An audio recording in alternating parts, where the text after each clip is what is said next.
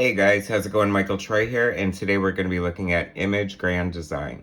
All right, so total backstory on this. This is, first of all, this is the most epic, like fully realized, like totally cool fan fiction I've ever seen. This is like a huge book. It's actually a flip book. The other part is Image Grand Disaster. We're going to just look at the grand design part for the first part of this look through. Because it's pretty long. It's like 300 pages.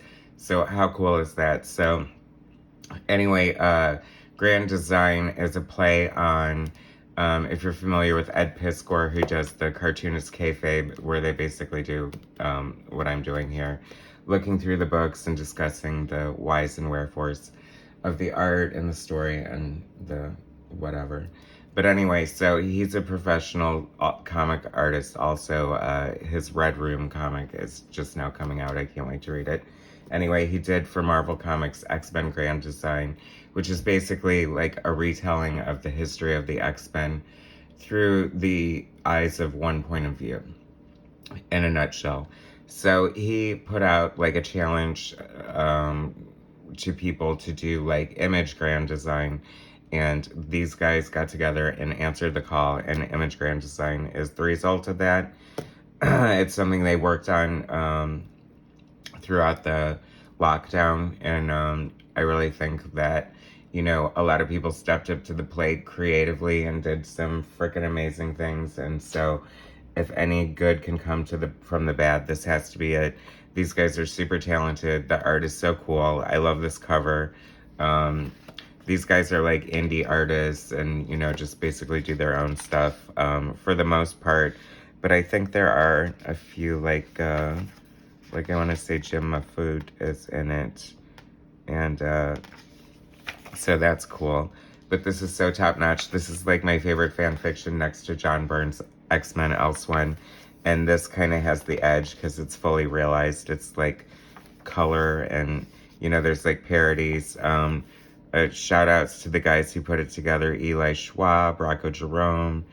And then there's a list of like a ton of different creators and just like parodies and all kinds of image characters, and just the art is just like so cool. So much talent, so many different, like, it's funny, it's a real treat as someone who appreciates indie comics, but I guess I'm more into the mainstream. Except for now, like, I have to say, like, you know, I mean, look how beautiful this is. Sam J. Royale, his art really stands out as one of the best parts of this book. It's so cool. I just like the touches that they put in here, and, you know, like, I don't know, you know, it's clearly a labor of love. There's so much affection for the characters and the stories where they came from. I have an affection for Image Comics. You know, I feel like, you know, my formative years were mostly the 80s, and I love, you know, my heart belongs to the 80s when it comes to comic books. That is a great shot of Grendel. But I was in it to win it with, you know, Image Comics when they came out. These were all my favorite artists from Marvel and stuff. So, you know, and it was exciting. They had, you know, slick paper and great computer coloring and just, you know, kind of what's not to love, right? Although a lot of people might argue with me on that point. This art is really cool. I have to say, like, this has been a pure joy just to be exposed to all this. This is hysterical. Like a parody edge for Darkest Image, which I guess I should mention here that they're going to be doing another book called Darkest Image, I think inspired by this fake ad, which is very cool.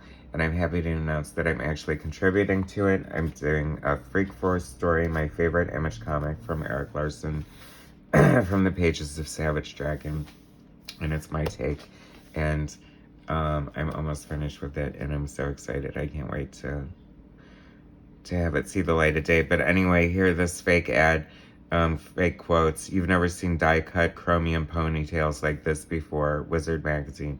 More veins per page than any other comic on the market. I mean, it's such a, like, tongue-in-cheek, like, inside, we're in on the joke.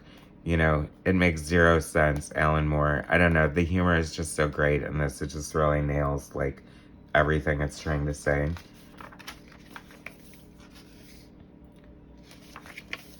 Youngblood, so crazy. Like, so many different characters. And I don't think Rob Liefeld owns any of them anymore.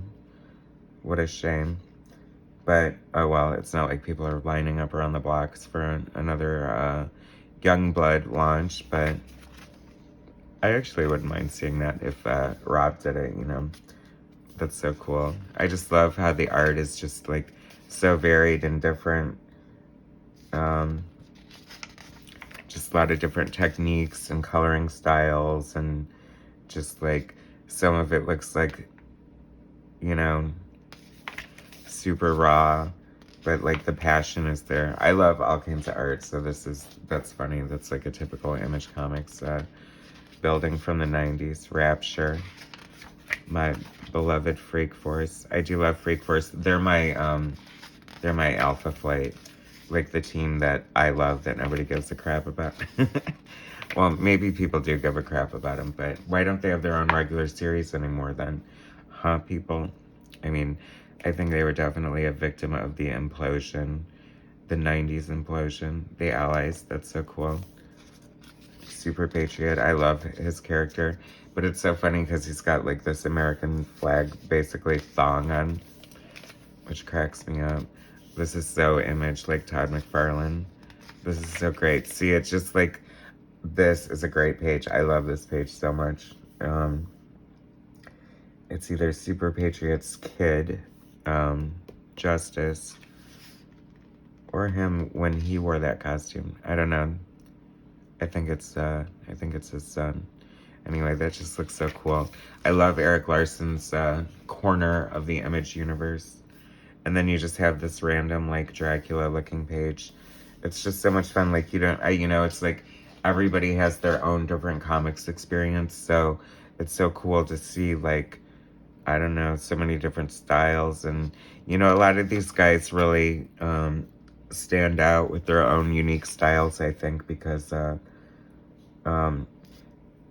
know, I thought I'd see a lot more, like, clones, you know, people who just look exactly like the artists that they like, but it's kind of refreshing and cool to see so many fully realized individual styles. This one's so cool. Jim Valentino needs to have this person do a Shadowhawk book because I would buy that.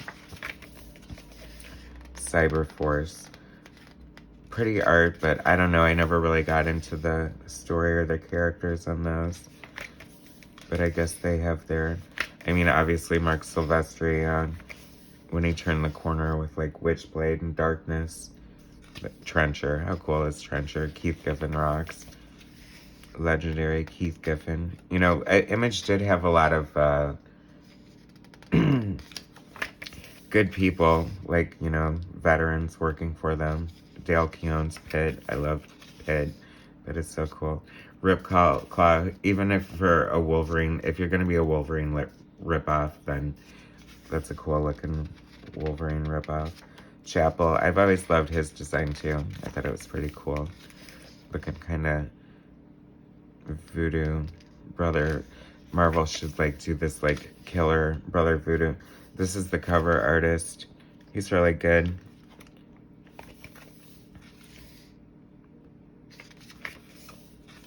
It's very impressive how these guys just came together and did this. And it's so funny. I love it. But, you know, there's even a place for something as simple and...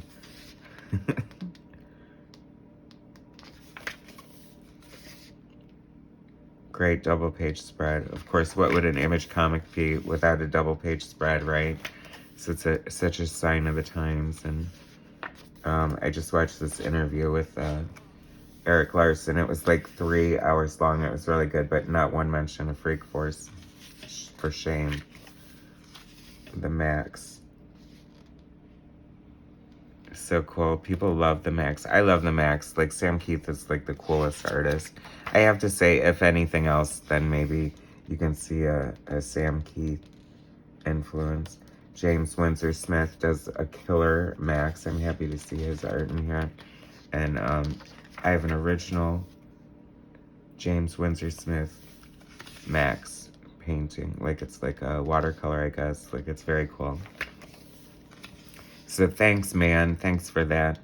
This is so cool. And I love that this is like exactly like looking like the duo shade, which I didn't think existed anymore. So this artist either has some duo shade, or I suppose they can do it digitally now, but I haven't been able to figure it out. So I'd love to. This is cool. This, like, I don't know. I love, like, you can see a little bit of a McFarlane influence, but it has like a great, like, gritty indie edge to it.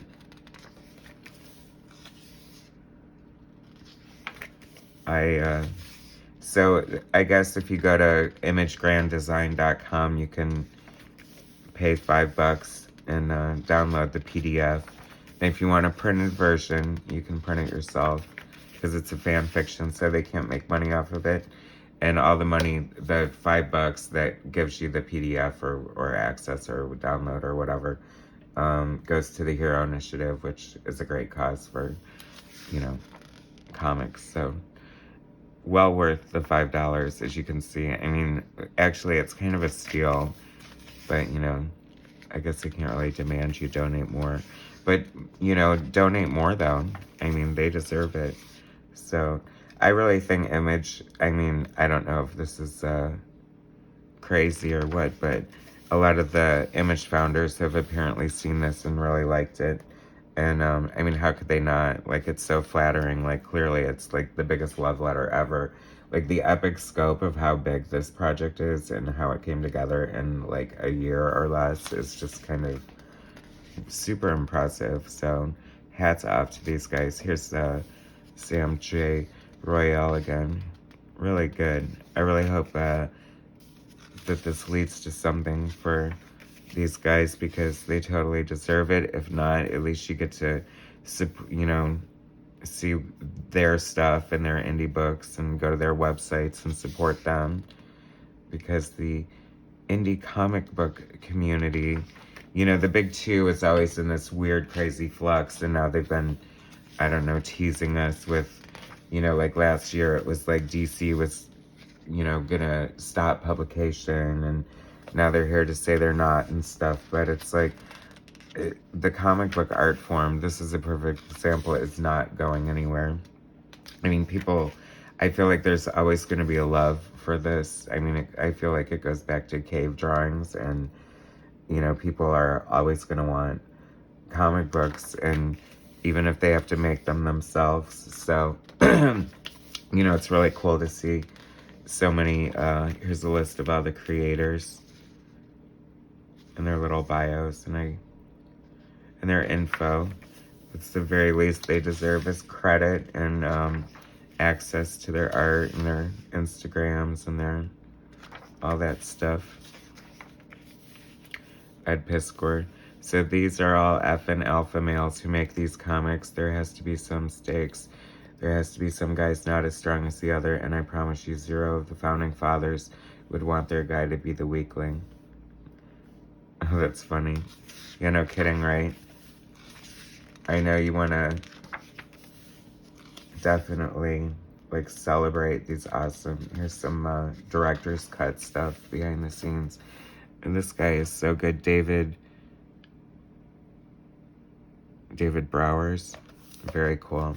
Like, Mars Attacks in there. Very, like, I don't know, just unique style, really.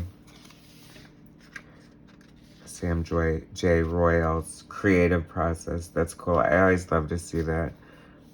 Like, I mean, there's some real art and artists and creativity, and the humor is awesome, and the parody ads are just, like, totally dead on, and it's so great. Like, it's really great. Extreme poster insert by Jim Rugg. See, how cool is that? Jim Rugg does the Cartoonist Kayfabe channel with Ed Piskor, and, you know, he's a professional, and that's a very cool double page spread. My God, he Did not phone that in at all, did he? And here we go. I think this might be the end of, yeah, Image Grand Design. And Jim of Food, and it's hysterical, and I love Jim of Food, and so it's fun to see him as a contributor to this, which gives it even, I mean, obviously it doesn't need it because the book sells itself. I mean, it's completely gorgeous, but I can't help but say that does give it a little more indie credit, right? So anyway, so that's Image Grand Design Part 2. We're going to look at Image Grand Disaster, and thanks for watching. Please subscribe to my channel. Hit like, share my content, and I'll bring you some more later. All right, thanks, guys.